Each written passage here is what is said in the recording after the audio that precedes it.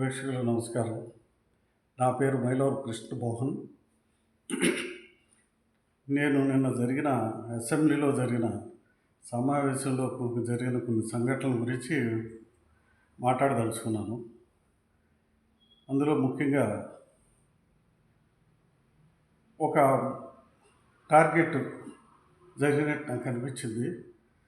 ఒక ముఖ్యమైన మంత్రులు, జనసేన మంత్రుల మీద టీడీపీ సీనియర్ నాయకులు ఇద్దరు టార్గెట్ చేశారు.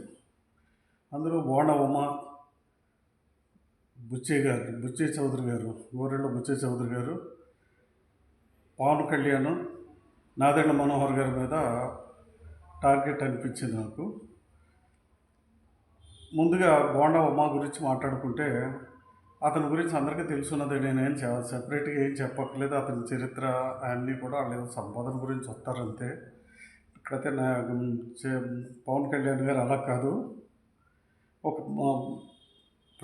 ప్రజల గురించి వచ్చిన వ్యక్తి ఆయన గురించి సపరేట్గా అక్కడ ఎలా చేశారు, ఇక్కడ ఎలా చేశారని చెప్పక్కర్లేదు. ఆయనకి ఇచ్చిన 3 శాఖలో పంచాయతీరాజ్ శాఖ ఆయన తెచ్చుకున్న పేరు మనం ఎవరూ చెప్పక్కర్లేదు. రోడ్లు అయితే ఇవి అయితే చాలా బాగా చేసి పెట్టాడు ఆయన. ఎక్కడో మారుమూల ప్రాంతాలకు కూడా చాలా అన్ని ఫెసిలిటీస్ కల్పించాడు. ఇంకా మా ప్రెసిడెంట్లకి స్వతంత్ర ప్రతిపత్తి తీసుకొచ్చాడు. స్వతంత్రం వచ్చినట్టు అయింది వాళ్ళకు కూడా. ఎన్నో మంచి కార్యక్రమాలు నెంబర్ 1 స్థాయికి దాన్ని తీసుకెళ్ళాడు ఆయన. ఇవాళ ఆ శాఖని నెంబర్ 1 స్థానంలో పెట్టాడు కష్టపడి. తర్వాత అటవీ శాఖలో కూడా బకాసురులు, అటవీ భూములు దొబ్బేసి ఉన్న బకాసురులను బయటెట్టాడు. చాలా డేర్గా ఎర్రచందనం దొంగల కూడా పట్టుకున్నాడు.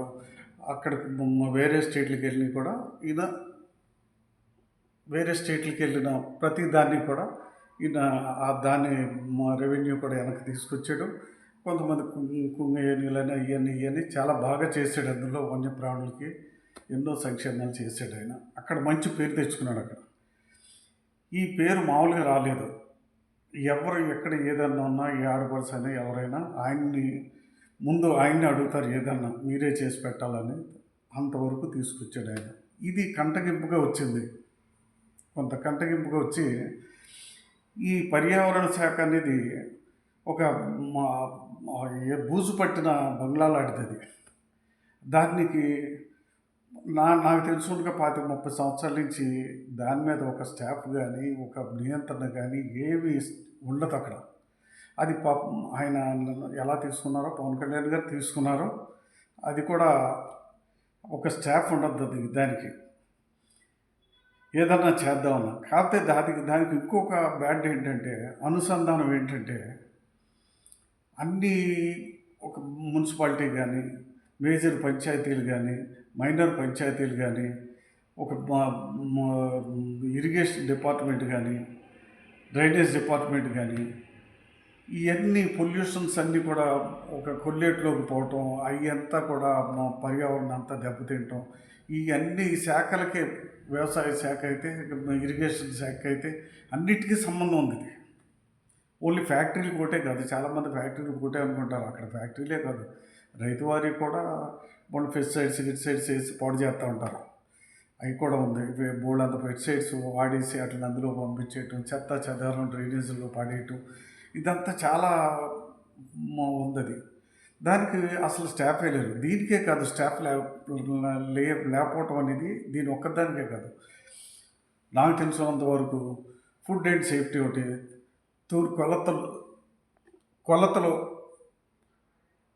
కొలతలు డిపార్ట్మెంట్కి కానీ, నెక్స్ట్ ఇది డ్రైనేజ్ ఇరిగేషన్ కింద స్థాయి ఎవరు కూడా మనుషులు ఉంటారు. దాని మీద నియంత్రణ ఉండదు. ఇటువంటి కొన్ని ఉన్నాయి. వాటి మీద రిక్రూట్మెంట్స్ జరగలేదు.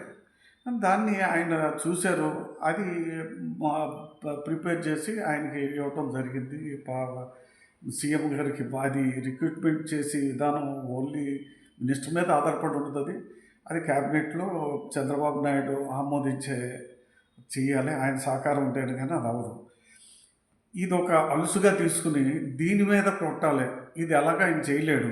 ఇది జరిగేటప్పటికి రిక్రూట్మెంట్ జరిగి మళ్ళీ దాన్ని డెవలప్ చేయాలి, వీళ్ళందరూ మళ్ళీ సెటరేట్ చేయాలంటే బోలెడంత టైం పడుతుంది. కాబట్టి దీని మీద టార్గెట్ చేద్దాం అనేది ఒక వ్యూహం అయి ఉండొచ్చు అనేది నా పర్సనల్ ఇది. ఆ వ్యూహం ప్రకారమే ఇతను దాడి చేశాడు. ఆయన మీద దాడే అది. తప్పనిసరిగా దాడి అనే అనాలి. జరగనాటి మీద నువ్వు ఏదన్నా ఉంటే స్టాఫ్ లేయర్ అనేది నువ్వు చంద్రబాబు నాయుడు గారిని అడగడవా? నీ వల్ల కాదు. అది నీకు తెలీదా? తెలిసి అన్నావు అంటే ఒక కుట్ర కిందలకి.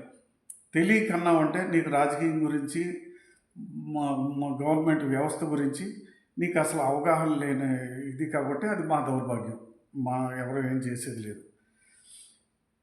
అది ఒక విధానం. రెండోది వచ్చి ఈయన నాదెళ్ల మనోహర్ గారి మీద ఓ టార్గెట్. నాదెళ్ల మనోహర్ గారు చాలా కష్టపడి చేసి కూడా ఆయన నియోజకవర్గాన్ని కూడా చాలా చక్కగా అన్ని తిరిగి చేస్తున్నాడు. పైగా దీన్ని కూడా వాళ్ళు కూడా ఏం చేస్తారు, ఒక నామ్స్ ప్రకారం స్టేట్ గవర్నమెంట్ జీవో మళ్ళీ సెంట్రల్ గవర్నమెంట్ జీవో చట్ట పరిధిలోనే చేస్తాడు ఆయన. అలాగా దాన్ని ఇంప్లిమెంటేషన్ చేస్తారు. మనం చట్ట పరిధిని దాటి వెళ్ళలేం కదా. దాన్ని దాటాలంటే అక్కడ చంద్రబాబు నాయుడు గారితో చెప్పాలి, లేదంటే ప్రైమ్ మినిస్టర్ నుంచి రావాలి.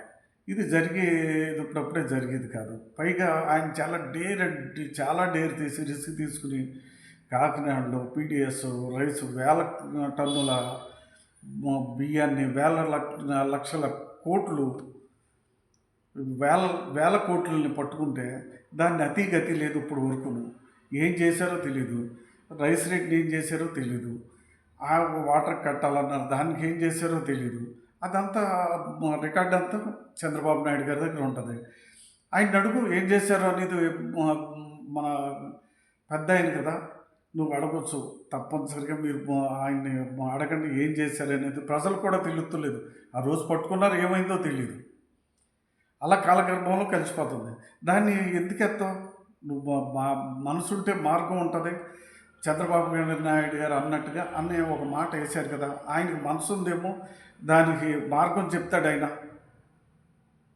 అంతేగాని మీకు అసలు ప్రజా సంక్షేమం మీద చిత్తశుద్ధి లేదని చెప్పి ఒక నాదెళ్ల మనోహర్ గారిని అంటాం అనేది చాలా దుర్మార్గం అది. అలాగే పవన్ కళ్యాణ్ గారి మీద కూడా మీకు అసలు దాని మీద ధ్యాస లేదని ఇతను చెప్పడం అంత దుర్మార్గం ఇంకోటి లేదు. ఇది ఇక్కడ జరిగేది. అంటే దీంట్లో ఒక ట్విస్ట్ ఒకటి ఉంది. ఎలాగంటే నాకు ఇంతకుముందు వైఎస్ఆర్సీపీ వాళ్ళు చేశారు. చేసేవారు ఎలాగంటే ఎవరినన్నా టార్గెట్ చేయాలంటే ఒక బీసీతోటి తిట్టించాలి, ఎస్సీతోటి తిట్టించాలి, కాపులతోటి, చౌదరులతోటి తిట్టించాలి. అదే ఇప్పుడు ఇవాళ బోండా ఉమ్మ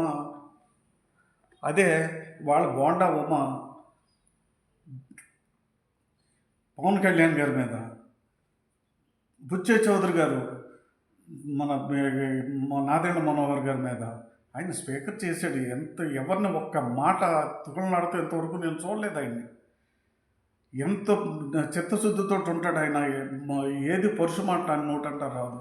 అటువంటి వ్యక్తిని మీరు చిత్తశుద్ధి లేదు అది ఇది అని చెప్పి మాట్లాడటం చాలా దౌర్భాగ్యం కూడా.